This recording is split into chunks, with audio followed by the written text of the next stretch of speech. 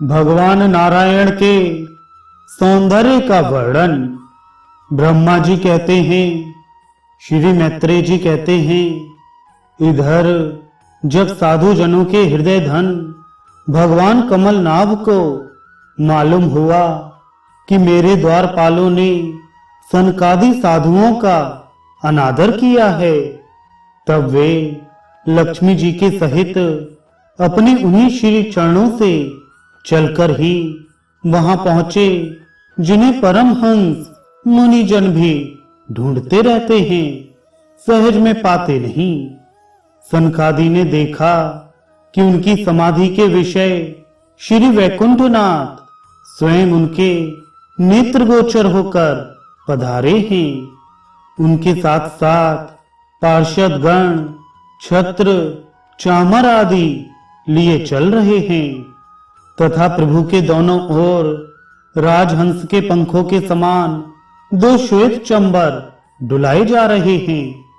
उनकी शीतल वायु से उनकी श्वेत छत्र में लगी हुई मोतियों की झालर हिलती हुई ऐसी शोभा दे रही है, मानो चंद्रमा की किरणों से अमृत की बूंदें झर रही हों। प्रभु समस्त सद्गुणों के आश्रय हैं। उनकी सौम्य मुख मुद्रा को देखकर जान पड़ता था मानो वे सभी पर अनवरत कृपा सुधा की वर्षा कर रहे हैं। अपनी स्नेहमयी चितवन से वे भक्तों का हृदय स्पर्श कर रहे थे तथा उनके सुविशाल श्याम वक्ष स्थल पर स्वर्ण रेखा के रूप में जो साक्षात लक्ष्मी विराजमान थी, उनसे मानो वे समस्त दिव्य लोकों के चूड़ामणि वैकुंठ धाम को सुशोभित कर रहे थे।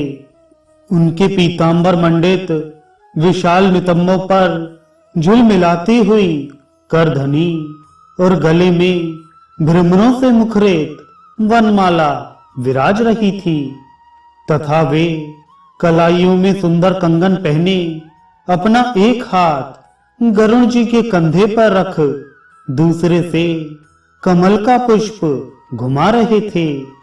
उनके अमोल कपोल बिजली की प्रभा को भी लजाने वाले मकराकृत कुंडलों की शोभा बढ़ा रहे थे।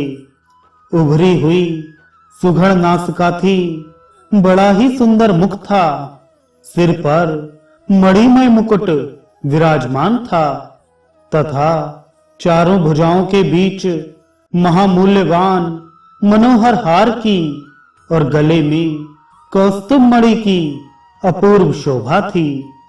भगवान का श्री विग्रह बड़ा ही सौभाग्यशाली था।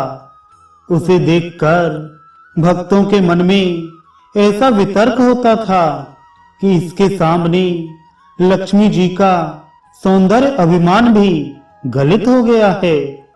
ब्रह्मा जी कहते हैं, देवताओं, इस प्रकार मेरे महादेव जी के और तुम्हारे लिए परम सुंदर विग्रह धारण करने वाले श्री हरि को देखकर सनकादि मुनीश्वरों ने उन्हें सिर झुकाकर प्रणाम किया।